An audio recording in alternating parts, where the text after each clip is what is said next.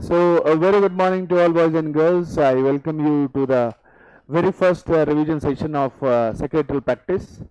आज से जो चीज़ मैंने आप सभी लोगों को प्रॉमिस की थी कि we'll surely have good revision lectures for your 12th standard syllabus, where I had promised summarized and in short and precise video lectures for your 12th standard syllabus. We are starting with the journey of revision lectures from today itself. As you all have been preparing for your rounds, I'll be taking revision sessions as per your rounds. So you have already completed your first round where we have covered 30% of the syllabus. We have covered first 3 chapters of secretarial practice in the first round. Now after that you have learned the entire chapter. You know where you are lagging behind or where you are ahead in the race, right? In these chapters now you know where are your strengths and where are your weaknesses. So every time we start with a new chapter revision, we need to just ensure that whatever are your doubts, you just raise your doubts or concerns regarding the chapter to me. So that while conducting the revision lectures, I'll try to emphasize more and focus more on those particular part of the chapter, right? Rest, there would be some common points जहाँ पे किसी को भी doubt नहीं होगा. Normally introduction में और में किसी को ज़्यादा doubts नहीं होते. So we'll go little fast on those particular parts in the revision lectures. But the internal parts where any students has any of the concerns, we'll try to go a little bit slow on that particular aspect, right? ये सब revision session लेने के पीछे एक idea ऐसा है. I am trying my level best to cover the entire secretarial practice in 24 hours. I am trying my best to cover the entire secretarial practice in 24 hours, right? सो इस हिसाब से कोशिश है, बनती कोशिश ये है कि 24 घंटे में जो है हम हमारा जो सेक्रेटरी प्रैक्टिस का जो कुछ भी हमारा सिलेबस है इसे कवर करने की कोशिश करना चाहते हैं. कोशिश है 24 घंटे की, लेकिन लेट्स सी क्या होता है. जरूरी नहीं कि 24 घंटे नहीं हुआ तो फिर कैसे, या फिर 24 घंटे करने के चक्कर में फास्ट कर लेंगे. लेट्स ट्राई कि 24 आवर्स में ठीक तरह से बैठ जाओ, ताकि फिर 24 आवर्स अगर आप उसे देखकर अगर रिवाइज करो तो आपको पूरा सब्जेक्ट ओवरऑल रिवाइज होना चाहिए. इस हिसाब से हमें ये लेक्चर बनाना है, right? So will try our best कि हम 24 आवर्स के अंदर आपकी पूरी टेक्स्ट बुक जो है वो पूरे हर पॉइंट कवर कर सके. देखते हैं जैसे जैसे चीजें चलते. अगर 2-4-6 घंटे आगे कम ज्यादा हो भी गए तो उससे कोई फर्क नहीं पड़ता. बट एक दिमाग में एक कंसेप्ट है कि 24 घंटे में पूरा सब्जेक्ट किस तरह से स्टूडेंट रिवाइज कर सकता है, उस हिसाब से सारे लेक्चर्स को हमें बनाना है. So even I will put a timer at my hand so that I will get to know कि कितना टाइम एक चैप्टर को लग रहा है, जिससे हम रफ आइडिया निकाल सके कि आने वाले चैप्टर्स को कितना टाइम लग सकता है, right? So SPC Parbhani welcomes you all. So today we are going to start with the first chapter of secretarial practice, that is Introduction to Corporate Finance. Now, understanding with the name of the chapter, it talks about Introduction to Corporate Finance. Finance का मतलब होता है money. Finance means money. Now we are talking about money and money management of a corporate, right? Now what is a corporate? A registered body corporate or a joint stock company can be called as a corporate, right? Business में finance कितना अहमियत रखता है, ये हम इस chapter के अंदर देखने वाले हैं. We are going to see in this particular chapter what is finance, what importance it has in the entire business, right? Because as we all know कि जैसे इंसान है, इंसान के पूरे बॉडी ऑर्गन में सबसे इंपॉर्टेंट ऑर्गन क्या है? Heart, right? ठीक उसी तरह से और भी जो 2 मेन बॉडी ऑर्गन है जिसके साथ हम सारे एक्टिविटी कर सकते हैं, वो है हमारे हाथ और पैर, राइट? क्या बिना हाथ पैर का जो व्यक्ति रहेगा, अपाहिज रहेगा, क्या वो हम जैसा जो कुछ भी हम करते हैं एक्टिविटी कर पाएगा? नहीं. ना वो गाड़ी चला पाएगा, ना वो क्रिकेट खेल पाएगा, ना वो ठीक तरह से पढ़ाई कर पाएगा. He would be disabled, right? ठीक उसी तरह से बिजनेस का हाल है. बिजनेस के लिए जो बिजनेस का फाइनेंस होता है, that finance are nothing but the arms and legs of the business. अगर आर्म्स और लेग्स ना हो तो बिजनेस चल सकता है कि? फिर क्या इंसान बिना आर्म्स और लेग्स का चल सकता है? नहीं. ठीक उसी तरह से बिजनेस के आर्म्स और लेग्स कौन है? उसका फाइनेंस. अगर फाइनेंस ठीक तरह से ना हो तो बिजनेस भी ठीक तरह से चल नहीं सकता. तो सबसे पहले बिजनेस के फाइनेंस को हमें समझना होगा. So in this particular chapter of secretarial practice, they are just trying to give you an overview of what is corporate finance. Corporate finance क्या है ये समझाने की कोशिश कर रहे हैं. बाद में जैसे जैसे हम आगे चलेंगे तो फाइनेंशियल डिसीजन में 2 पॉइंट्स मेजर है ये समझे जाते हैं. फाइनेंशियल डिसीजन में 2 जो चीजें हैं वो इंपॉर्टेंट मानी जाती है. एक होता है प्रोक्योरमेंट ऑफ कैपिटल, एक होता है प्रोक्योरमेंट ऑफ कैपिटल और दूसरा होता है यूटिलाइजेशन ऑफ कैपिटल. जो कैपिटल हमने प्रोक्योर किया है उसका यूटिलाइजेशन बिजनेस में किस तरह से होता है. तो आगे जो हम चैप्टर्स पढ़ने वाले हैं सेक्रेटरियल प्रैक्टिस में वो हमें बताएंगे कि किस तरह से अलग अलग सोर्सेस से हम कैपिटल को प्रोक्योर कर सकते हैं. Right. Your entire 12th standard secretarial practice is all about corporate finance. What is finance and how is finance procured from different sources, from different sources. Yes और नो? राइट. हाँ या ना? Right. चलिए शुरू करते हैं हमारा chapter introduction to corporate finance. Om फक्त बाहेर जाऊन सांग, बाहेर कोणी बसायचं नाही. Introduction to corporate finance. Right. तो इंट्रोडक्शन टू कॉर्पोरेट फाइनेंस में पहले जो इंट्रोडक्शन दिया गया है पहले वो इंट्रोडक्शन को पढ़ते हैं. The term finance is related to money and money management. The term finance is related to money and money management. Finance को हम किससे कोरिलेट करते हैं? मनी से. Money and money management. Money and money management decision is all about how do we procure the money in the business and how do we utilize this money which is being procured. हाँ या ना? It is related to inflow and outflow of the money. हमारे business में जो पैसा आ रहा है, हमारे बिजनेस में जो पैसा बाहर जा रहा है, इस सभी पैसों का मैनेजमेंट करना is all about corporate finance. Is all about finance. किसी भी बिजनेस का finance is nothing but the money inflow and the money outflow of the business.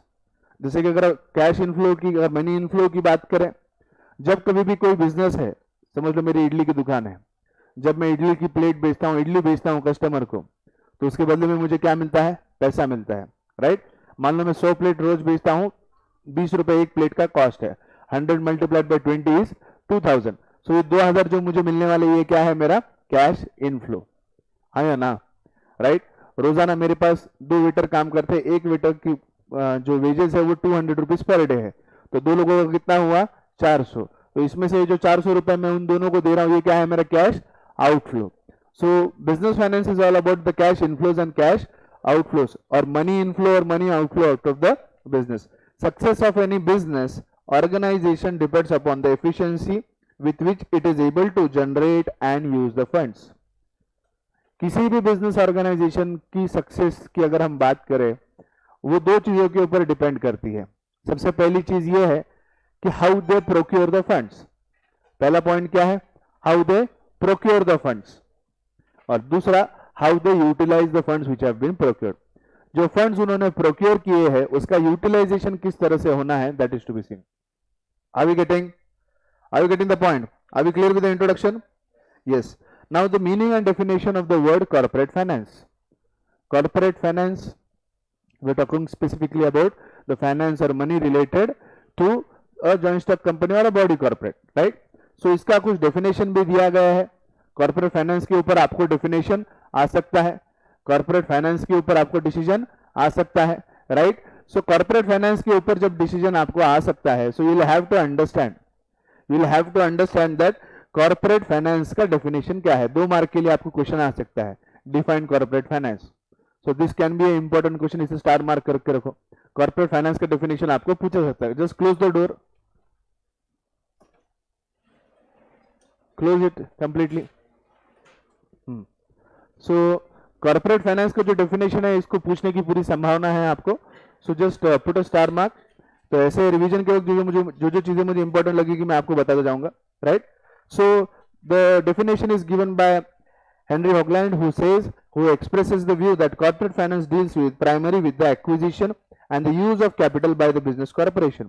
देखो यहाँ पे डेफिनेशन में भी वही बताया गया that corporate finance is all about procurement and utilization of a capital. किस तरह से बिजनेस में आप कैपिटल प्रोक्योर करोगे, कैपिटल को रेस करोगे और रेस किए गए कैपिटल को किस तरह से यूटिलाइज करोगे. Right.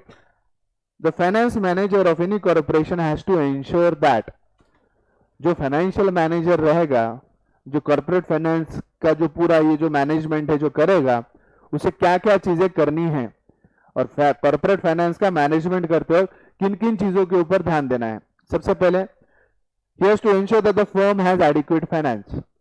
He has to ensure that the firm has adequate finance. मान लो कोई व्यक्ति बिजनेस कर रहा है और बिजनेस के लिए अब उसे रॉ मटेरियल करना है। Let's say I produce this particular mobile phone, ये मोबाइल फोन मुझे प्रोड्यूस करना है, तो मोबाइल फोन प्रोड्यूस करने के लिए मुझे रॉ मटेरियल चाइना से मंगवाना है। तो रॉ मटेरियल कब आएगा? जब मेरे पास पैसे होंगे, सही है ना? I'll have to make payment for the raw material, then I'll receive the raw material. If I don't have finance, I cannot buy raw material. If I cannot buy raw material, I cannot produce my mobile phones. Yes or no? Right? So business में किसी भी moment पे adequate finance का होना बहुत जरूरी है। At any time of business, there should be adequate finance. ये मोबाइल का छोड़ो, छोटा मोटा इडली का देख लो। जैसा मैंने कहा कि मेरी इडली की दुकान है, 20 रुपए प्लेट इडली है, मैंने 2 व्यक्ति रखे हैं काम पे, उन दोनों को पेमेंट कितना है? 400 रुपए, राइट? अगर ठीक तरह से मैं मेरा फाइनेंस मैनेज नहीं करता और उन दोनों लड़कों को रोजाना अगर 400 रुपए वेजेस नहीं देता, तो वो दोनों लोग मेरे पास काम करेंगे क्या? नहीं करेंगे। अगर मेरा एडिक्वेट फाइनेंस मेरे पास अगर नहीं है, तो मैं रोजाना मटेरियल मार्केट से ला सकता हूं क्या? नहीं। क्या मैं मेरा किराया टाइम पे दे पाऊंगा क्या? नहीं। क्या मैं मेरी इलेक्ट्रिसिटी टाइम पे भर पाऊंगा क्या? इलेक्ट्रिसिटी पेमेंट टाइम पे कर पाऊंगा क्या? नहीं। तो इस तरह से ये मेरी जो इडली की शॉप है, क्या ये ठीक तरह से चल पाएगी? क्या ये ठीक तरह से चल पाएगी? नहीं, ये ठीक तरह से नहीं चल पाएगी, right? They are using the right source of finance that has the minimum cost. Whatever finance is being procured or raised should be raised from a particular source which has a minimum cost. Now here we are introduced with the term cost of capital. क्या बोलते हैं हम इसको? Cost of capital. Now you all know that the capital can be raised either with two ways. It can be owned capital or it can be borrowed capital. Owned capital is one जो खुद का है, borrowed capital which is borrowed from someone. किसी से उधार लिया वाला पैसा क्या है? Borrowed capital. So when we talk about own capital, my question to you is, does own capital have any cost? क्या हमें own capital को कोई cost bear करना पड़ता है? No, क्योंकि वो अपना खुद का capital है. But borrowed capital has a cost. What is the cost? Interest. What is the cost for borrowed capital? Interest. So whenever we raise capital in the business, we need to see जिस source से हम capital raise कर रहे हैं, that is raised at the minimum cost. जैसे हमें पता है कि जब हम बैंक से कोई लोन लेते हैं, तो हमें जो नेशनलाइज बैंक का जो लोन रेट रहेगा, उस हिसाब से हमें पैसे जो लोन हम जो फाइनेंस हम प्रोक्योर कर रहे हैं, उसके हिसाब से उसका इंटरेस्ट रहेगा। यस और नो? राइट? लेकिन वही फाइनेंस अगर हम प्राइवेट किसी साहूकार के पास से ले रहे हैं, तो वहां पे मेरा कॉस्ट ऑफ कैपिटल ज्यादा रहेगा ना? यस। तो ज्यादा कॉस्ट ऑफ कैपिटल रहेगा तो प्रॉफिटेबिलिटी बिजनेस में ज्यादा दिखेगी क्या? नहीं। बिजनेस में ज्यादा प्रॉफिटेबिलिटी इंश्योर करने के लिए हमें यह भी देखना पड़ेगा कि जो कैपिटल हम रेज कर रहे हैं वो मिनिमम कॉस्ट पे रेज किया जा रहा है। I get my point? ऐसा ना हो कि बिजनेस तो चला रहा है, बिजनेस में 2 लाख रुपए प्रॉफिट कमा रहे हैं, लेकिन कॉस्ट ऑफ कैपिटल जो कैपिटल आपने रेज किया है उसका कॉस्ट 2 लाख रुपए है, तो 2 लाख आप कमा रहे हो, 2 लाख रुपए वो ब्याज वगैरह इंटरेस्ट में भर रहे हो, तो तुम क्या कमा रहे हो? So इसीलिए finance manager also has to ensure that whatever capital is being raised, it is raised at the minimum cost. The firm utilizes the raised funds effectively. जो कुछ भी कैपिटल को रेज किया गया है, that is to be utilized effectively. They are generating maximum returns for its owner. Ultimately कोई ना कोई किसी भी बिजनेस का ओनर होता है. As who are the right owners of the business of a joint stock company? The equity shareholders. The equity shareholders are the true owners of a joint stock company, right? When they will be willing to continue with the business? Only and only when the company is giving good returns. Ultimately business में investment क्यों किया जाता है? दान धर्म करने के लिए, सेवा भाव के हिसाब से नहीं, with the main aim of earning profit. So whoso is the owner should get adequate returns out of the money he is invested in the business, right? Whatever money is invested in the business, whether it be own capital or whether it is borrowed capital, bank आपको loan दे रही है किस लिए? उनका पैसे ज्यादा हो गए इसलिए? नहीं, ताकि उसके ऊपर उनको ब्याज मिल सके। हाँ या ना? ताकि उसके ऊपर उन्हें ब्याज मिल सके, राइट? सो जो कुछ भी पैसे का यूटिलाइजेशन हो रहा है, उस पैसे के यूटिलाइजेशन से प्रॉफिट कैसे जनरेट हो सकता है, इसका हमें देखना है। There are 2 aspect in corporate finance. First is procurement capital. Procurement of the capital should be from sources which has the minimum cost, and the utilization of capital says we should utilize the capital in such a manner which would give maximum returns or maximum profits to the business. मान लो अभी मेरे पास fees आ रही है इस month में 5-6 लाख रुपए, वो 5-6 लाख रुपए फीस मैं अननेसेसरी चीजों में खर्च कर देता हूं जो कि क्लास से जुड़ी नहीं है, तो फिर इससे जो मेरा क्लास का फाइनेंस है क्या वो इफेक्ट होगा? यस, इससे मेरा क्लास का फाइनेंस है वो इफेक्ट होगा, हैम्बर होगा, और जो कुछ भी मुझे काम करना है उसमें मुझे दिक्कतें जाएगी। ये क्यों हो रहा है? क्योंकि मैंने पैसों का इस्तेमाल ठीक तरह से नहीं किया, मैंने मेरे पर्सनल कामों के लिए, मेरी बाइक लेने के लिए, इसके लिए उसके लिए वो पैसा खर्च कर दिया। बात समझ में आ रही है आपके? अरे getting my point, right? So corporate finance deals primary with two decision. ये पूरा चैप्टर 2 डिसीजंस के इर्द गिर्द घूमता है। पहला क्या है? प्रोक्योरमेंट ऑफ फाइनेंस और raising of the finance. The procurement or raising of finance should be from sources which bears the minimum cost for the business, right? And second point is utilization of finance. Utilization of the funds which we have raised. The utilization of the funds which we have raised should be for generation of maximum profit. Yes or no? Ha ya na? Ha ya na? Right? Now the following are the two decisions which are basic for corporate finance. First is financing decision. Financing decision is nothing but talking about how do we procure the finance in the business, how do we raise the finance in the business. किसी भी business को आप चालू कर रहे हो, उस चालू कर रहे हो बिजनेस के अंदर आप फाइनेंस किस तरह से रेज करने वाले हो? आप बोरोड कैपिटल लाओगे, आप ओन कैपिटल लाओगे, किस तरह से लाओगे? These are all part and parcel of the financial decision. Financing decision के अंदर हम ये देखेंगे कि हमारे बिजनेस में ओन कैपिटल कितना होगा, बोरोड कैपिटल कितना होगा। You have learn in chapter number 2 sources of finance कि ओन कैपिटल की भी अलग अलग सोर्सेज है, बोरोड कैपिटल की और एक अलग अलग सोर्सेज है। जैसे own capital can be raised out of share capital और रिटेन्ड अर्निंग्स। शेयर कैपिटल में भी हमारे पास ऑप्शन है equity shares and preference shares. Yes और no? Right? So financing decision के अंदर हम ये निर्णय लेंगे, will be taking about the decision on the finance of how we are going to procure और raise the finance in the business. Second, investment decision. जो financing decision लेके जो कुछ भी कैपिटल हमने प्रोक्योर किया है, जो कुछ भी कैपिटल हमने बिजनेस में रेज किया है, इस रेज किए गए कैपिटल का, इस प्रोक्योर किए गए कैपिटल का किस तरह से बिजनेस में इन्वेस्टमेंट करना है, किस तरह से यूटिलाइजेशन करना है, यह हमें कौन सा डिसीजन बताएगा? Investment decision.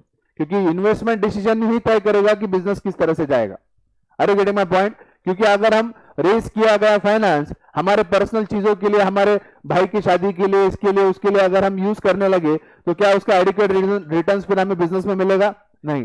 तो क्या ऐसे बिजनेस मार्केट में सर्वाइव कर पाएंगे? नहीं। तो किसी भी बिजनेस के लिए 2 डिसीजन सबसे इंपॉर्टेंट है। चलो बोलो कौन सा?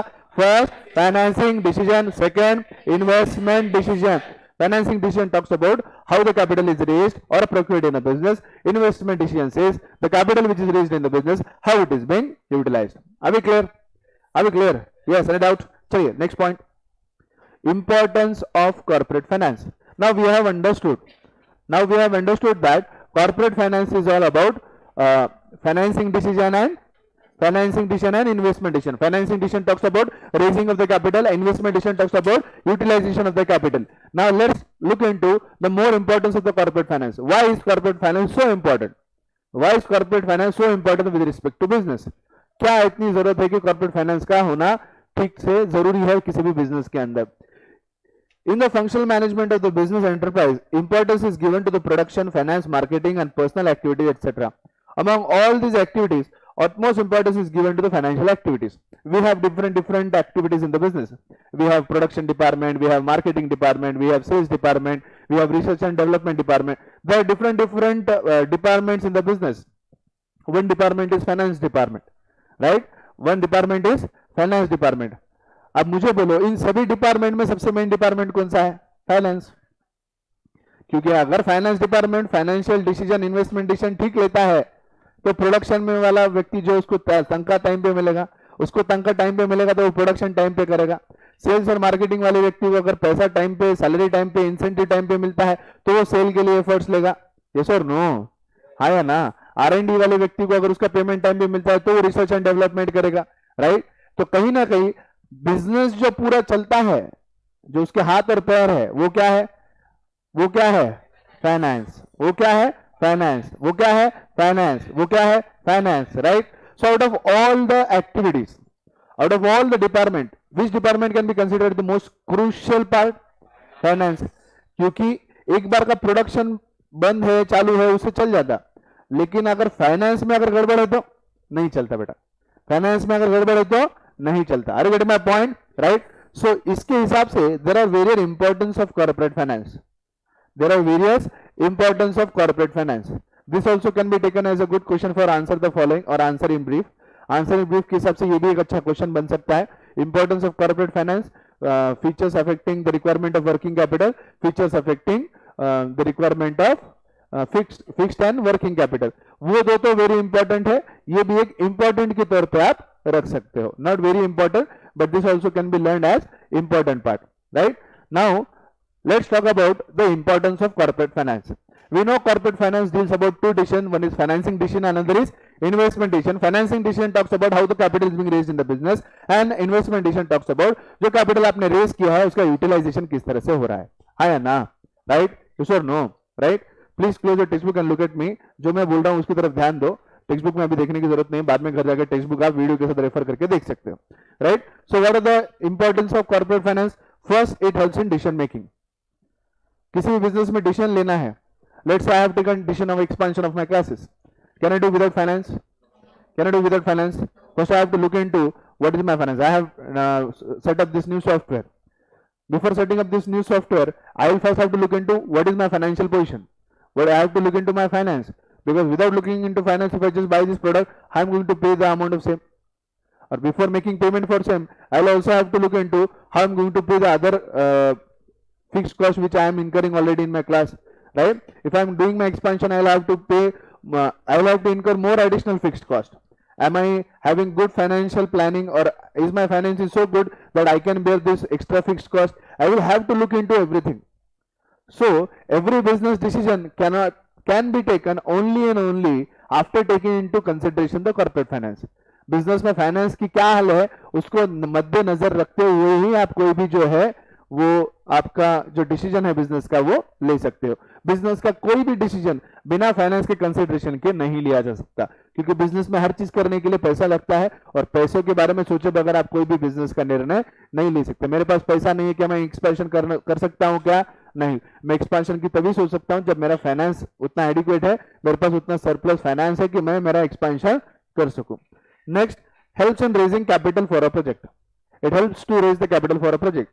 Let's say I want to start a project. For starting any project what is required? Finance. कहीं पे फैक्ट्री बनानी है, हमारे रुद्राक्ष ने इथेनॉल का प्लांट बनाया, लेट्स से स्क्रैच है, अभी बनाने का आइडिया शुरू हुआ है। Now for starting this project सबसे पहले क्या लगेगा? जमीन। जमीन कहां से आएगी? पैसे से। फिर उसके ऊपर फैक्ट्री खड़ी करनी है, वो कहां से आएगी? पैसे से। मशीनरी लानी है, वो कहां से आएगी? पैसे से। फिर बाद में इथेनॉल के लिए रॉ मटेरियल परचेज करना है, वो कहां से आएगा? पैसे से, राइट? तो पूरा जो हमारा प्रोजेक्ट है, जो पूरा बिजनेस है, ये जो है ये कैसे शुरू होगा? With the help of finance. So capital, so corporate finance helps in raising capital for a project. Capital finance helps in raising capital for a project. किसी भी प्रोजेक्ट के लिए कैपिटल रेज करना है तो उसके लिए हेल्प कौन करेगा? Capital finance. कैसे? कैपिटल फाइनेंस हमें ये बताएगा कि अगर आपको ये इथेनॉल का प्रोजेक्ट स्टार्ट करना है, first you decide on the capital structure.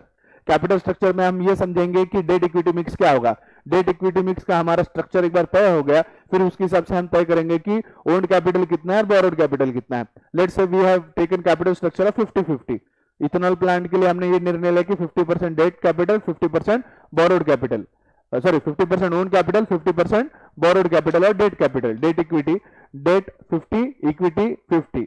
सो इस हिसाब से 50% जो इक्विटी था उसको फिर हम कैसे रेज करेंगे? Will we raise in the form of share capital, will we raise with the retained earnings, right? Retained earning का सवाल ही पैदा नहीं होता, क्योंकि पहला साल है बिजनेस का। तो शेयर कैपिटल में भी कौन से तरह के हम शेयर्स इशू करने वाले हैं? जो बोरोड कैपिटल है हम उसे किस तरह से रेज करेंगे?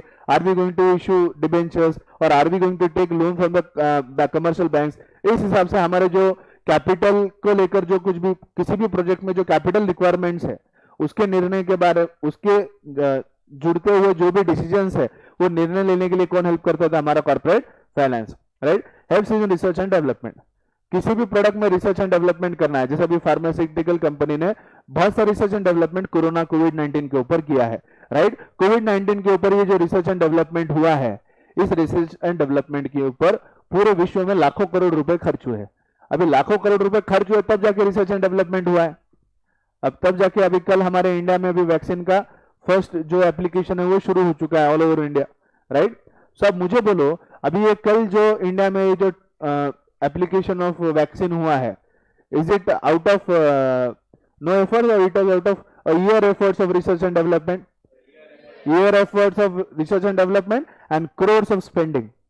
अगर ये करोड़ स्पेंडिंग नहीं होती तो रिसर्च एंड डेवलपमेंट होता क्या? नहीं। रिसर्च एंड डेवलपमेंट नहीं होता तो वैक्सीन बनती क्या? नहीं। तो in short research and development करने के लिए क्या लगा? Ultimately finance, right. Next, helps in smooth running of the business firm. किसी भी बिजनेस को स्मूथली अगर रन करना है तो उसके लिए हमें क्या करना होगा? कॉर्पोरेट फाइनेंस के ऊपर ध्यान देना होगा। कॉर्पोरेट फाइनेंस क्या है? हाथ और पैर। बिना हाथ पैर के आप अपाइज हो, आप ठीक तरह से नहीं चल सकते। ठीक उसी तरह से बिजनेस है। बिजनेस करना है तो पैसा लगता है। आपके पास रॉ मटेरियल खरीदने के लिए पैसा नहीं है तो आप ना रॉ मटेरियल खरीद पाओगे, ना प्रोड्यूस कर पाओगे। ना प्रोड्यूस कर पाओगे तो ना बेच पाओगे, ना रेवेन्यू जनरेट कर पाओगे। सो अल्टीमेटली क्या जरूरी है? पैसा। Finance brings coordination between various activities. We have seen various activities: production activity, finance activity, then we have marketing activity, sales activity, right? Research and development activities. All these activities are coordinated by a single department, that is finance. वहां से तनख्वाह चलती है तो सब department से ही चलते। Finance department से अगर तनख्वाह नहीं निकली तो कोई भी काम नहीं करेगा, सब कंपनी छोड़कर चले जाएंगे, राइट। सो सभी डिपार्टमेंट के अंदर ठीक तरह से कोऑर्डिनेशन करने का काम कौन करता है? तो हमारा corporate finance. Promotes expansion and diversification. Promotes expansion and diversification. किसी भी कंपनी को एक्सपांड करना है अपना बिजनेस, डाइवर्सिफाई करना है। एक्सपांशन माने है बिजनेस को बढ़ाना, यानी दिस इज एक्सपांशन। डाइवर्सिफाई करना है, यानी मैं क्लासेस का काम कर रहा हूँ, क्लासेस के काम लेकर अब मैं होटल में जाना चाहता हूँ। So I am diversifying from one business to another business. एक बिजनेस इंडस्ट्री को छोड़ के मैं और दूसरे इंडस्ट्री में एंटर करना चाहता हूँ। So this is called as diversification. मैं मेरे क्लासेस को बढ़ा रहा हूँ, that is expansion.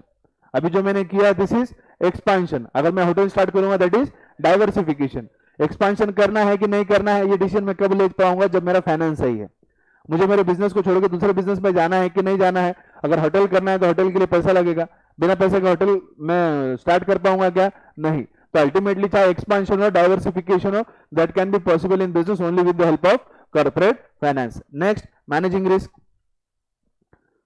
With the help of corporate finance, we are able to manage the risk. We have seen the last year, it has been so dangerous, 2020, especially from April to December. अगर आपके पास adequate corporate finance है, अगर आपके पास adequate finance है तो आप पिछले साल सरवाइव किए हो, तो आप पिछले साल सरवाइव किए हो। मान लो आपके पास पिछले साल एडिक्वेसी ऑफ कैपिटल नहीं थी और उसके अंदर ये 5-6 महीने का लॉकडाउन हो गया, तो ऐसे सिनारियो में अगर आप देखे होंगे, कहीं सुने होंगे, बहुत से ऐसे छोटे मोटे बिजनेस है जो बंद हो गए। बहुत से ऐसे छोटे मोटे बिजनेस है वो बंद हो गए क्योंकि वो सर्वाइव भी नहीं कर पाए। बेचारा में वो छोटा मोटा क्लास लेने वाला टीचर है, वो उतने 5-5, 6-6 महीने उतने वो फिक्स एक्सपेंसेस बेयर ही नहीं कर पाया। मेरा ठीक है, आई हैव अ बैकअप, मेरे पास डैड है तो मेरे पास हेल्प थी, फीस आए ना आए मैं मेरा कॉस्ट बेयर कर सकता हूँ। 2-3 साल भी बेयर कर सकता था, तो मैं 6 महीने के लिए तो बेयर कर ही सकता हूँ। So I was having adequate finance and I had adequate sources, so I could manage. So my managing risk is possible because I have adequacy of finance. वही मेरी जगह पे कोई स्ट्रगलिंग टीचर रहता जिसने नया नया स्टार्ट किया है, जिसके पास एडिक्वेट फाइनेंस नहीं है, will you be able to manage the risk? Business के अंदर की रिस्क मैनेज करना है तो एक ही चीज से की जा सकती है, वो है with the help of finance, right. Next, replace old assets. We have replaced many old ventures with new, or we have replaced the old technology with the new technology, right? पहले वाला हमारा ऐप का system को निकल कर अब हमने ये सिस्टम लाया है, राइट। ऐप वाले सिस्टम को स्क्रैप करके ये वाले सिस्टम को जब हमने इंप्लीमेंट किया है, it has let additional cost for me, right. अभी एडिशनल कॉस्ट मैं इनकर कब कर पाऊंगा? जब मेरे पास एडिक्वेट फाइनेंस हो। अगर मेरे पास एडिक्वेट फाइनेंस नहीं है तो मैं एडिशनल टेक्नोलॉजी या एडिशनल रिप्लेसमेंट कर पाता क्या? नहीं। मान लो इथेनॉल का प्लांट अभी चालू है, 5 साल हो गए, 5 साल के बाद इसे समझ में आया कि जर्मनी में कोई नई टेक्नोलॉजी आई है। Now he wants to replace the old technology with the new technology. For replacing the old technology with the new technology in the ethanol plant, he will require finance. Without the help of finance we can not replace the old asset with the new assets. Payment of dividend and interest. अगर आपका finance adequate है तो आप उसमें से dividend और interest का payment ठीक तरह से कर पाओगे। अगर डिविडेंड और इंटरेस्ट पेमेंट अगर ठीक तरह से है तो इन्वेस्टर का आपके कंपनी में जो ट्रस्ट है वो बना रहेगा। अगर ट्रस्ट बना रहेगा तो business over the period perpetual succession के हिसाब से चल पाएगा। नेक्स्ट पॉइंट है payment of taxes and fee. अब कंपनी नुकसान में चल रही है, ऊपर से टैक्स लग रहा है, फीस लग रही है, नुकसान पहले ही खा रहा है तो उसमें से टैक्स और फीस भर पाओगे क्या आप? नहीं. Will you be able to pay the taxes and fees? No. तो टैक्सेस एंड फीस अगर हम पे नहीं कर पाए तो फिर हमें बिजनेस चलाने की इजाजत मिलेगी क्या? Will be force to lock, will force to shut down our business, will be force to shut down our business.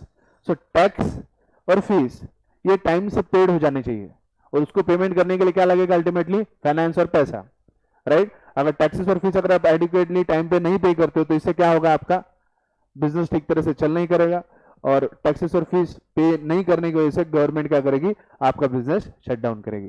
So these are the different points which are crucial for taking the financial decisions. चलिए next, capital requirement. What is the next point? Capital requirement. Now business, my dear friends, requires capital.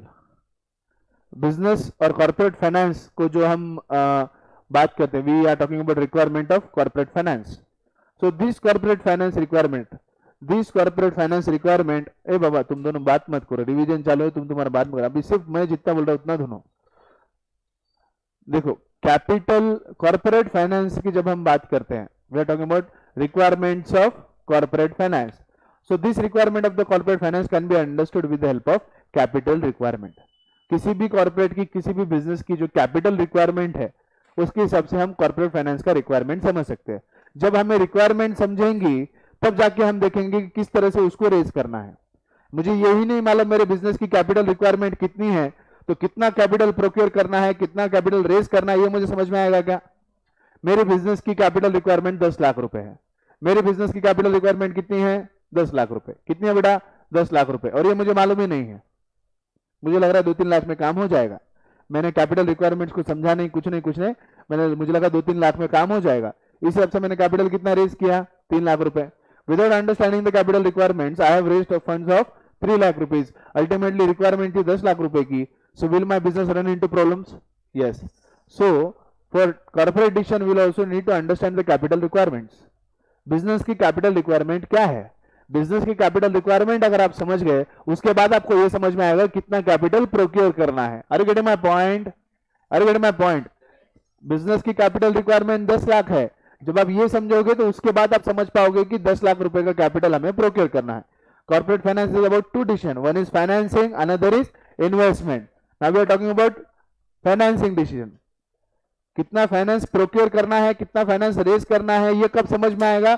जब हम ये समझेंगे कि company की capital requirement कितनी है. तो सबसे पहले we need to understand what is the capital requirement of the company. After understanding the capital requirement, कितना पैसा लग रहा है बिजनेस के लिए, ये समझना जरूरी है. After understanding the capital requirement, then we can take financing decision की how we are going to raise this finance which is required. ये जो पैसा हमें लग रहा है, ये जो रिक्वायरमेंट हमारी है कैपिटल की, इसके हमें किस तरह से रेज करना है, किस तरह से फाइनेंसिंग डिसीजन लेना है, ये हम उसके ऊपर बाद में निर्णय ले सकते हैं. हाँ या ना? हाँ या ना? Right. Now the capital requirement of a business, capital requirement of the business, we are talking about capital requirement of business, right? Now capital requirement is in the two forms. किसी भी बिजनेस की जो capital requirement है वो दो तरीके से है. एक है फिक्स कैपिटल रिक्वायरमेंट, दूसरा है वर्किंग कैपिटल रिक्वायरमेंट. एक है फिक्स्ड कैपिटल रिक्वायरमेंट, दूसरा है वर्किंग कैपिटल रिक्वायरमेंट.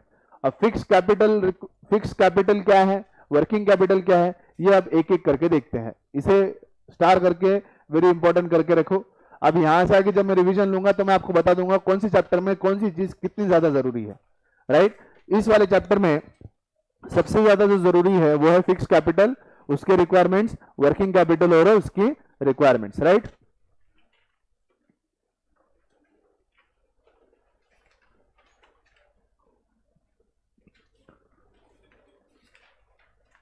यस और नो? तो मैं टेक्स्ट बुक देना.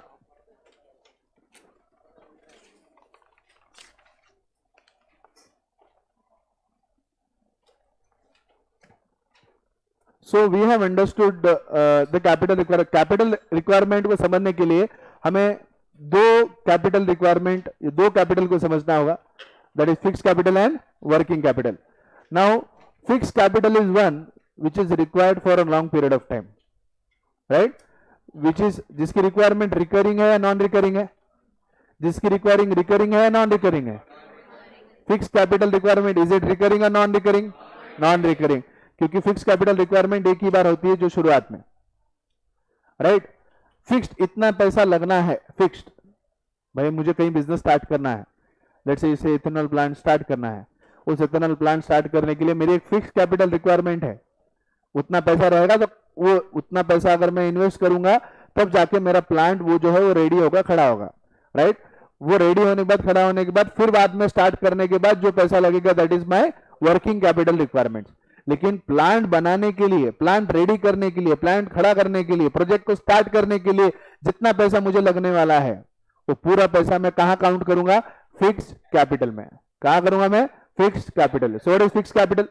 Fixed capital is that capital which is normally invested in the capital assets of the company, which is invested in the capital assets of the company. And fixed capital requirement, is it short term requirement or is it long term requirement? It is long term requirement.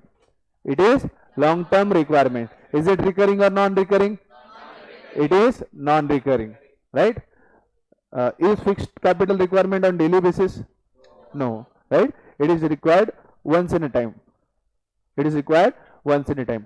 So fixed capital is that capital which is invested in the capital assets of the business.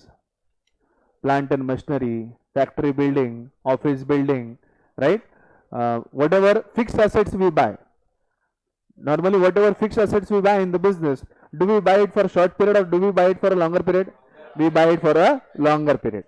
We buy it for a longer period.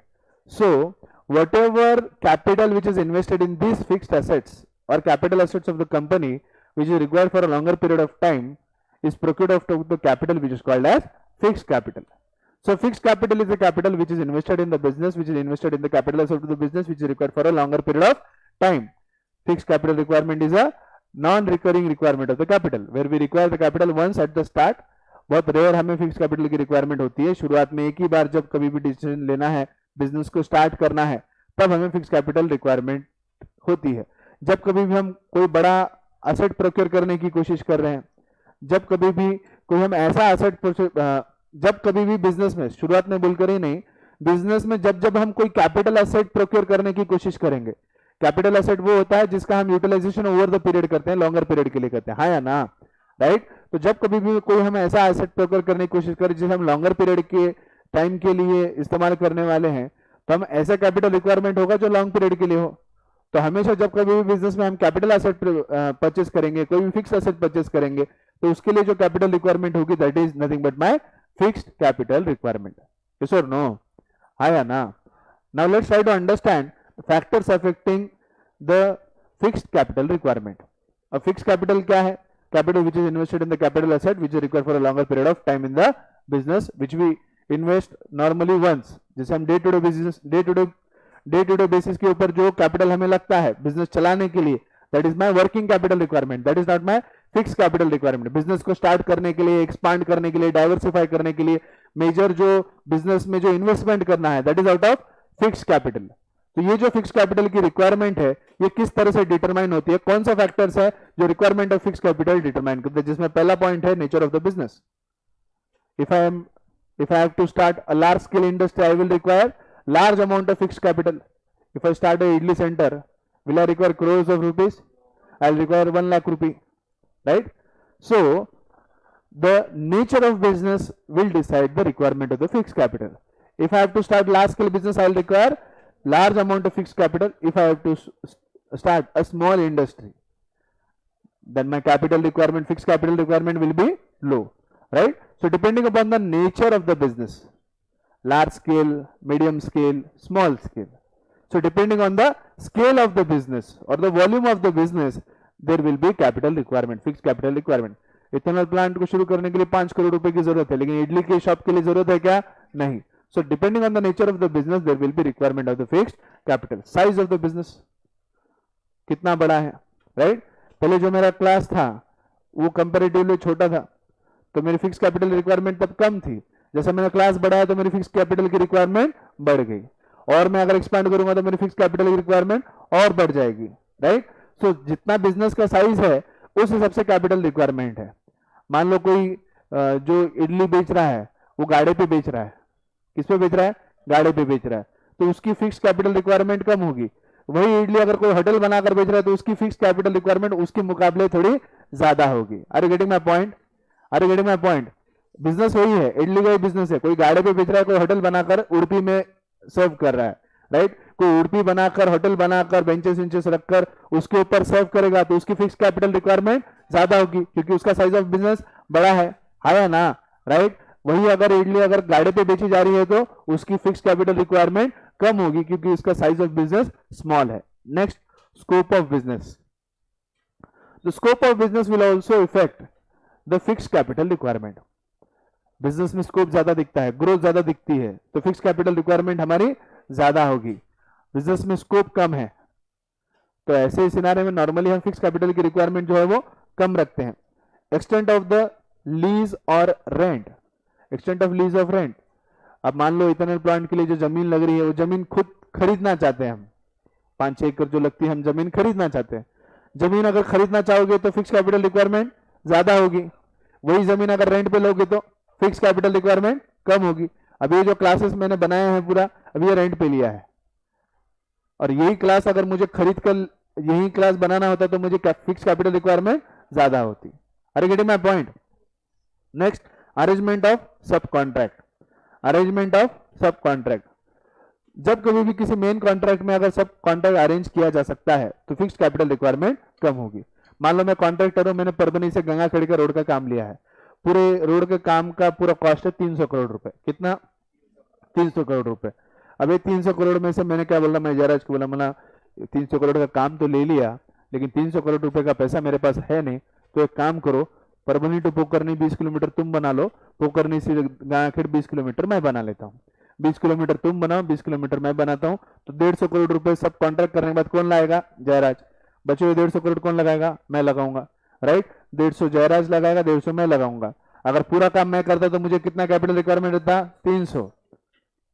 अगर मैं सब contract करता हूं तो मेरा fix capital requirement कम हो जाएगा, 150 मुझे लाना पड़ेगा, 150 जयराज लाएगा। आगे gate my point. Next, acquisition of old asset. Ethanol के प्लांट में समझ लो इन्होंने सोचा कि कहीं कोई प्लांट शुरू किया था, 1 साल में वो बंद पड़ गया, 1-1.5 साल चला, 2 साल चला, वो बंद हो गया, तो इनके पास ऑप्शन है कि उसी मशीन को लाकर यहाँ पे इंस्टॉल करें, और दूसरी मशीन है जो ब्रांड न्यू है। So but obvious fix capital requirement ज्यादा कहाँ होगी? ब्रांड न्यू में होगी या वो सेकंड हैंड में होगी? Brand new. अब BMW मैंने ब्रांड न्यू ली है तो पैसा ज्यादा लगा है, वही सेकंड हैंड लेता तो बाइक पैसे कम लगते हैं। जैसे आप नई गाड़ी लेते हो तो पैसा ज्यादा लगता है, वही सेकंड हैंड बाइक लेते हो तो पैसा कम लगता है। तो इससे हमें क्या समझ में आता है? If you buy old asset the capital fix capital requirement will be low, if you buy new asset the capital requirement will be more. Acquisition of assets on concessional rates. अगर कंसेशनल रेट पे अगर आपको asset मिल रहे हैं तो आपकी capital requirement कम होगी। अगर आपको कंसेशनल रेट पे नहीं मिल रहे हैं, आपको कोई डिस्काउंट नहीं मिल रहा है, तो बट ऑब्वियस आपकी कैपिटल रिक्वायरमेंट ज्यादा होगी। इंटरनेशनल कंडीशंस, अभी जैसे कोविड की सिचुएशन चीज चल रही है, हर जगह पे प्रोडक्शन बहुत कम स्केल पे हो रहा है, इस वजह से हर चीज अभी मार्केट में कंपेरेटिवली महंगी हो रही है। तो ये जो फिक्स कैपिटल रिक्वायरमेंट रहेगी हमारे बिजनेस की, क्योंकि अभी जब महंगाई थोड़ा सा ज्यादा चल रही है प्रोडक्शन कम होने की वजह से, तो अभी के सिचुएशन में हमारी फिक्स कैपिटल रिक्वायरमेंट ज्यादा होगी नॉर्मल ईयर के मुकाबले। नॉर्मल ईयर के मुकाबले हमारी फिक्स कैपिटल रिक्वायरमेंट ये साल थोड़ी ज्यादा होगी।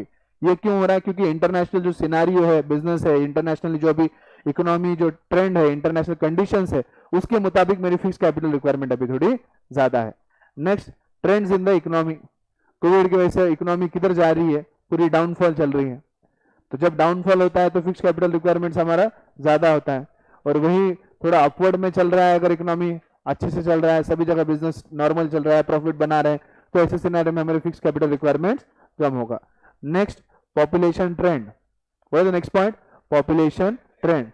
The trends in the population will also state the capital fixed capital requirement, right? Population में किस तरह का ट्रेंड है ये भी बताएगा कि हमारी फिक्स कैपिटल रिक्वायरमेंट कैसे होगी। जैसे कि अभी इंडिया की बात कर लो, हमारा पॉपुलेशन तो कभी कम होता ही नहीं और होगा अभी, हम बढ़ते जाएंगे, तो जितना हमारा पॉपुलेशन बढ़ता जाएगा वैसे फिक्स कैपिटल रिक्वायरमेंट हमारे देश की बढ़ती जाएगी, है ना, राइट।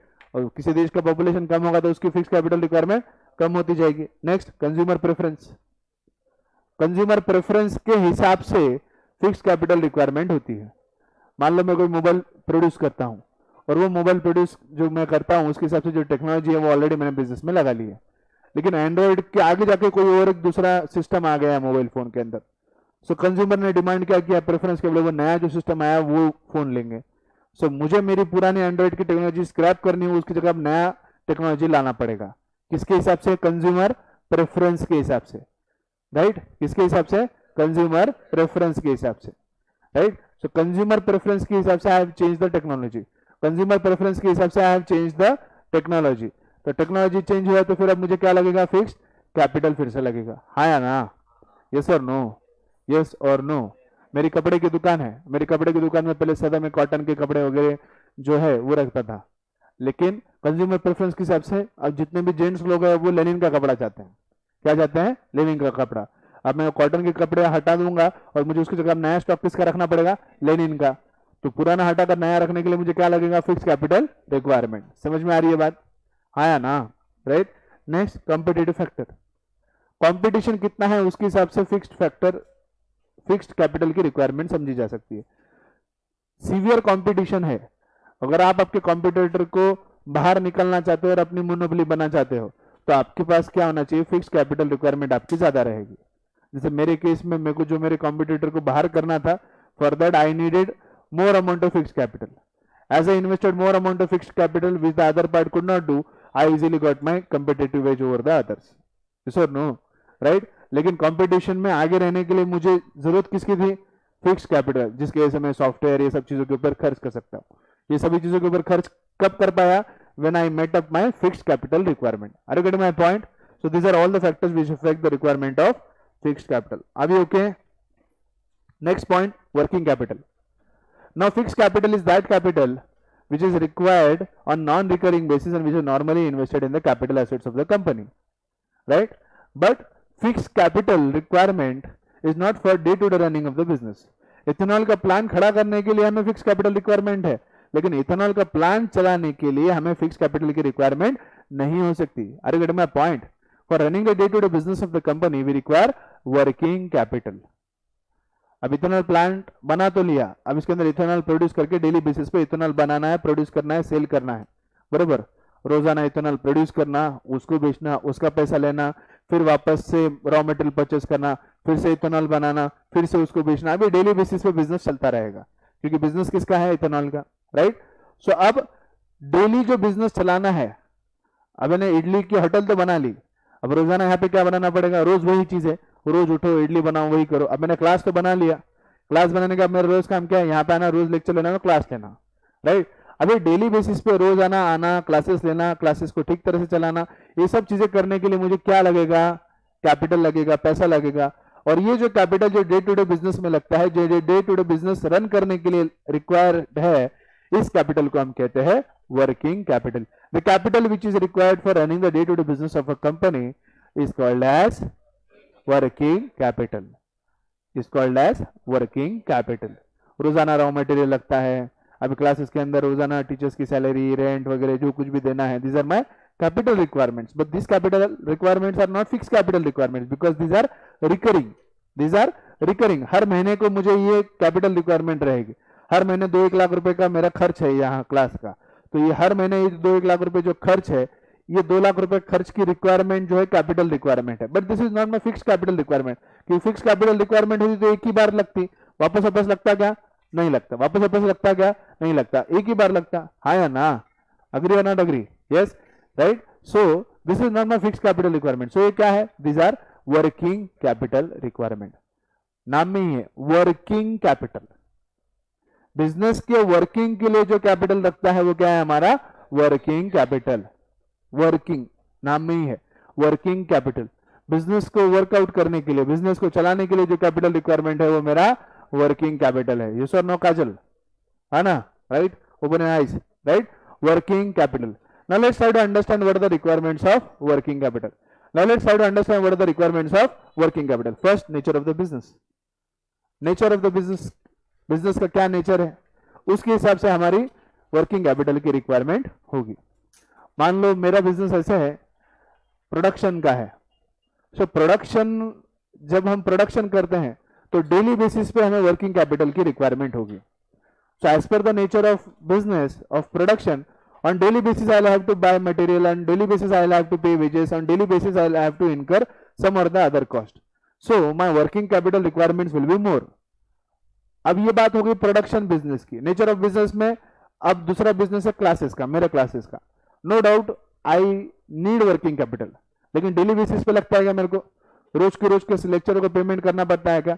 मंथ में एक बार, महीने में एक बार मुझे जो कुछ भी है पेमेंट पूरे एक महीने का करना होता है. Even I require working capital, but मेरी वर्किंग कैपिटल रिक्वायरमेंट एक प्रोडक्शन वाले की वर्किंग कैपिटल रिक्वायरमेंट से डिफर करती है. ये डिफर क्यों कर रही है? On the basis of the nature of the business, right? So in case of production the working capital requirements might be more, whereas in case of coaching classes the working capital requirement will be comparatively less. This difference in the requirements of the working capital is dependent on the nature of the business. हाँ या ना? हाँ या ना? Right.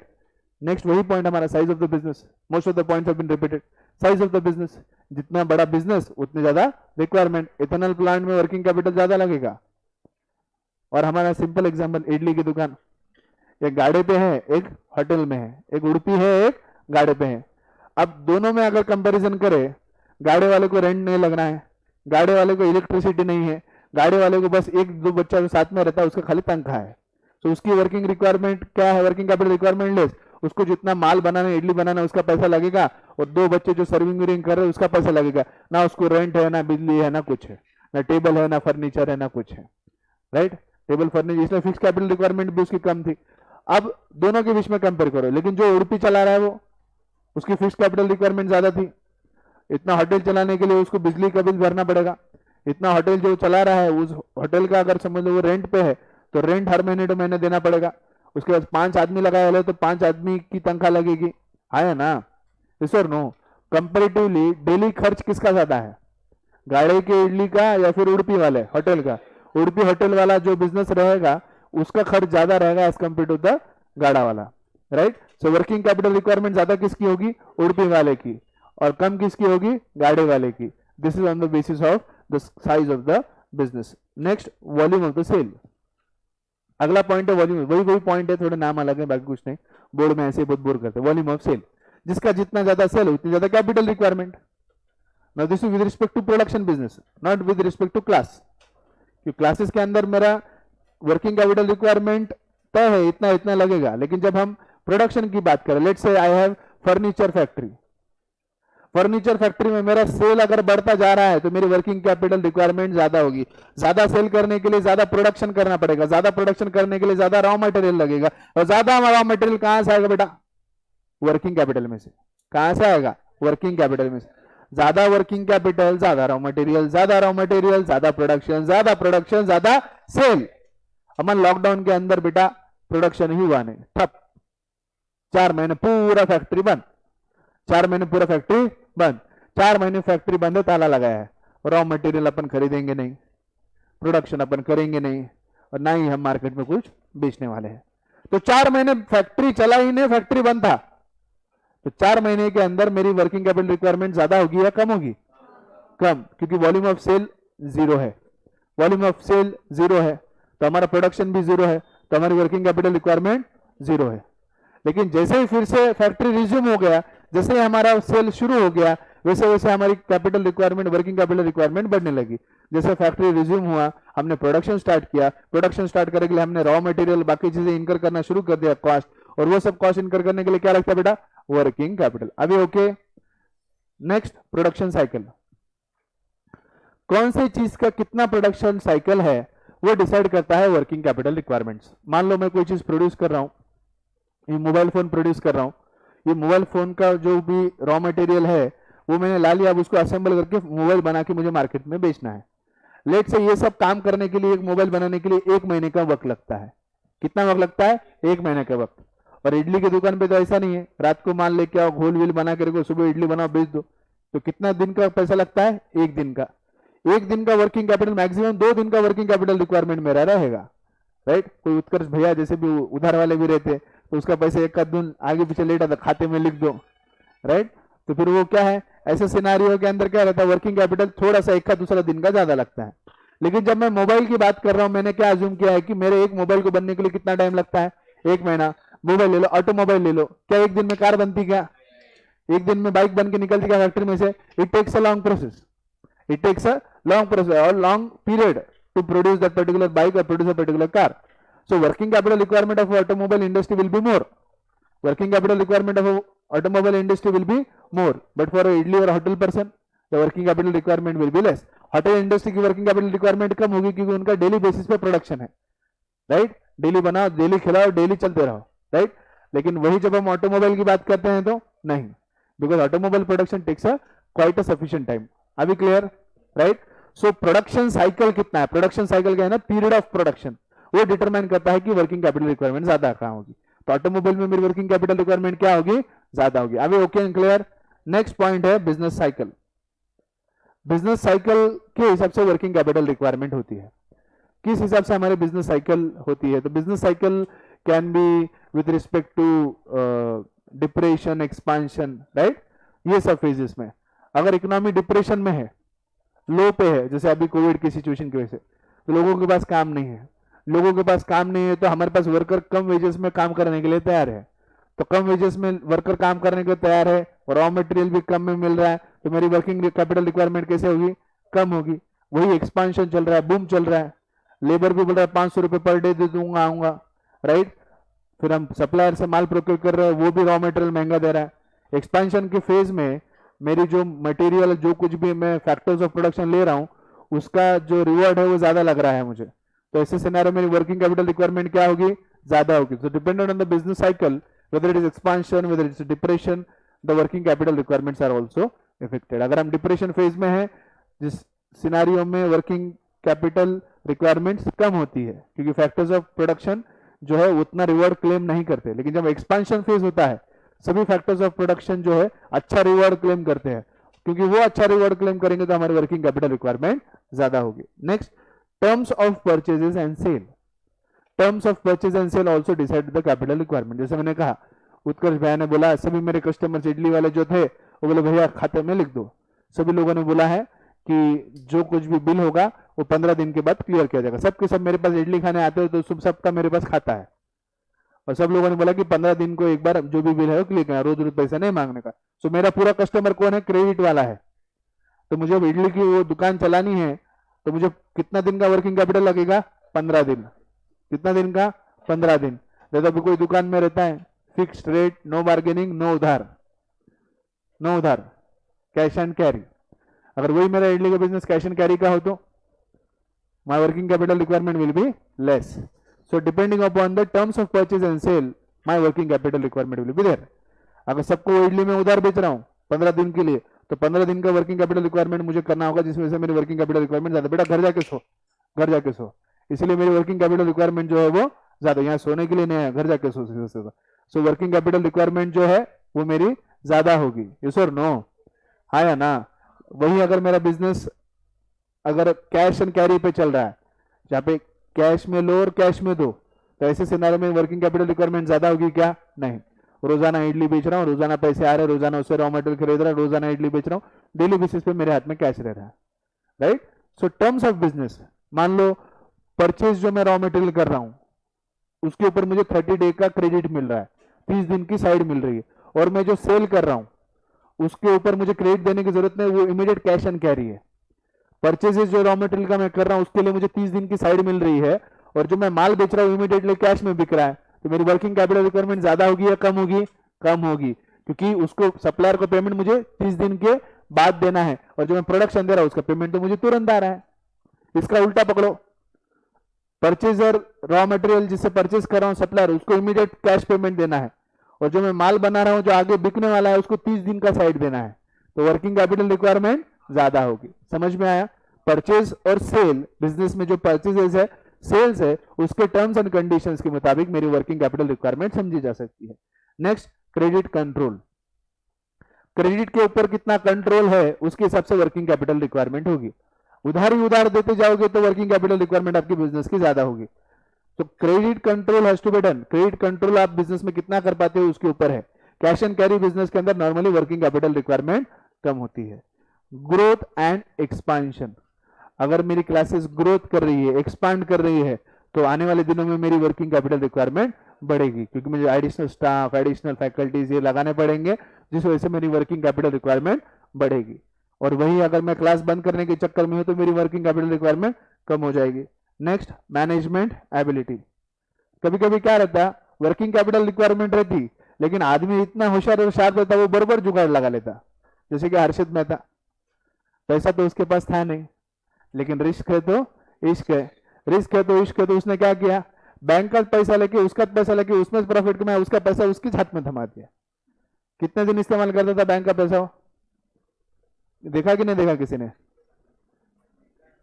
5 दिन, 5 दिन के लिए पैसा इस्तेमाल करता था। बैंक का पैसा, वो बिहार का जो भी चक्कर था, 5 दिन का पूरा चक्कर है। बैंक का पैसा लेने का, बैंक का पैसा मार्केट में डालने का, वही पैसा वापस बैंक को लौटा देने का, 5 दिन वो पैसा वापरने का। अब बैंक के फंड्स कितने लार्ज अमाउंट में रहते, वो पैसा लेके मार्केट में ट्रेडिंग करने की, और उतने बड़े पैमाने पे वॉल्यूम पे जब मार्केट में ट्रेडिंग होती है तो पूरा मार्केट हिलने लगता है। कि बहुत ज्यादा इन्वेस्टमेंट अगर किसी शेयर्स में हो लार्ज अमाउंट पे, तो ऑटोमेटिकली उसके प्राइसेस बढ़ने लगते हैं। तो वो लार्ज अमाउंट पे पैसा लेता था, उसको इन्वेस्ट करता था, उसको इन्वेस्ट करके प्राइस को बढ़ा देता था, वापस वो बेच के जो कुछ भी मुद्दे उनको उनकी वापस ऊपर का उसका प्रॉफिट। तो ये उसकी होशियारी थी। तो बिजनेस में जो एंटरप्रेन्योर है, उसकी स्किल्स के ऊपर भी capital requirement, working capital requirement हो सकती है। मैं मेरे दिमाग से अगर वर्किंग कैपिटल रिक्वायरमेंट समझू, मैं मेरे सप्लायर को बोल सकूं, उसको कन्विंस कर सकूं थोड़ा रुक जा, और मेरा जिसको माल बेच रहा हूं उसको मेरे पे कन्विंसिंग पावर पे जल्दी जल्दी पेमेंट दे, सेल करते हैं उसके ऊपर जल्दी पैसा निकाल सकता हूं, परचेज उसको थोड़ी देर के लिए रुका सकता हूं, तो ऐसे सिनेरियो में मेरी वर्किंग कैपिटल रिक्वायरमेंट क्या होगी, कम होगी। Now this is due to the skill और management ability of the entrepreneur. Next, external factors.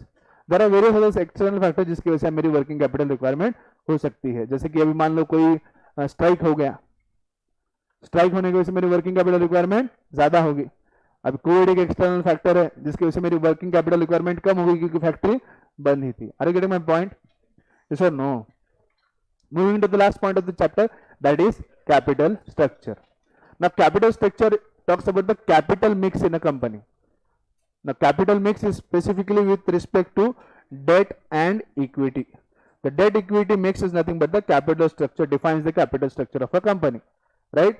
कोई भी कंपनी है, उसका मान लो ये सर्कल कैपिटल है, इस कैपिटल में जो डेट है, डेट यानी क्या, बोरोड कैपिटल, इक्विटी यानी क्या, ओन्ड कैपिटल। ओन्ड कैपिटल और बोरोड कैपिटल का क्या मिक्सचर आपके बिजनेस में है, ये बतलाता है हमें कंपनी का capital structure. So capital structure talks about the debt and equity mix, the debt and equity mix, the mixture of own and capital funds of a business. Business के अंदर कितना ओन फंड्स है, कितना borrowed fund है, ये हमें बताता है, राइट? जैसे मैंने इडली का होटल स्टार्ट किया, 1 लाख रुपए मुझे जरूरत थी, इस 1 लाख रुपए में मेरी खुद की सेविंग 50,000 रुपए थी और 50,000 रुपए मैंने रुद्राक्ष से लिए है। तो 50 रुपए मेरा क्या हुआ, ओन कैपिटल। 50 रुपए मैंने रुद्राक्ष से लिए, that is my borrowed capital. So as per the capital structure, what is my debt equity mix, 50-50। क्या है मेरा capital mix, 50-50। This capital mixture of debt and equity is nothing but the capital structure, is nothing but the capital structure.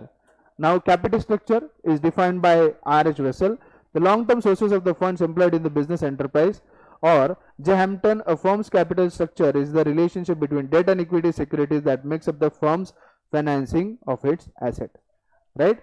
So किसी भी particular capital structure में जो date and equity mix रहेगा वो define करता है हमारे debt capital requirements. Now what are the different components of capital structure? जैसे मैंने कहा, 2 मेजर कंपोनेंट है, one is owned capital, another is borrowed capital. Owned capital can be procured from share capital और retained earnings. Share capital can be in the form of equity shares और preference shares, equity shares और preference shares, right? And the other part is retained earnings, part of the capital which is not distributed as dividend and which is kept aside, which is flowed out of the profit, is called as the retained earnings. Now this is own capital which do not have any cost to the capital, right? This capital does not incur any cost. The other part is debt capital. Debt capital defines here is borrowed capital, which can be raised in the form of debentures, which can be raised in the form of loans, term loans or loans from institution, etc., etc. Right? Now these funds or this capital which are raised in the form of borrowed capital in the form of debentures, etc., carry a fixed reward which is nothing but the interest. So ये जो borrowed capital होता है, ये borrowed capital has a cost to the capital. We incur cost of capital when we have borrowed capital. In case of own capital, we normally don't have any cost of capital. Only if it is preference capital, we need to incur little bit of the cost, right? Now, what are the different components of the capital structure? Equity share capital. Part of the share capital which is owned capital is nothing but the equity share capital. Equity share capital is nothing but raised out of issuing equity shares of a company. Next, preferential capital. Preferential capital is also a type of owned capital which is raised by issuing preference shares of the company.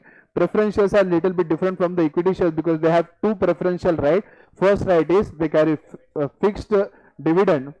They carry fixed dividend, that is they carry preference at the time of payment of dividend out of the profits, and second they carry a preference at the time of repayment of the capital in case of liquidation of the company. Next, retained earnings. Retained earnings is also part of owned capital. Retained earnings is also part of owned capital, and retained earnings is nothing but profit which are flowed back, right? If a company is generating profit and out of those profit if it does not declare dividend and keeps a profit aside for its further financial activities or financial requirements, the profits which is not declared as dividend which is kept aside for financing the business capital requirements is nothing but your retained earnings. Retained earning does not carry any cost of capital. Equity share does not carry any cost of capital. Preference share carry cost of capital, but it is barely minimum, right? Next, borrowed capital. यहाँ पे जो point था, एक second यहाँ गलत हुआ है. This is B point and this is A point. This is own capital. So in the components of capital structure we have own capital and borrowed capital. Owned capital can be in the form of share capital or retained earnings. Share capital can be equity shares or preference shares, or it can be retained earnings. Then borrowed capital can be in the form of debenture, loans, etc., etc. There are various sources of borrowed capital which we will be looking into the next chapter. So this is all we have on the first chapter, that is Introduction to Corporate Finance, right? So I complete the revision of first chapter here. Thank you so much.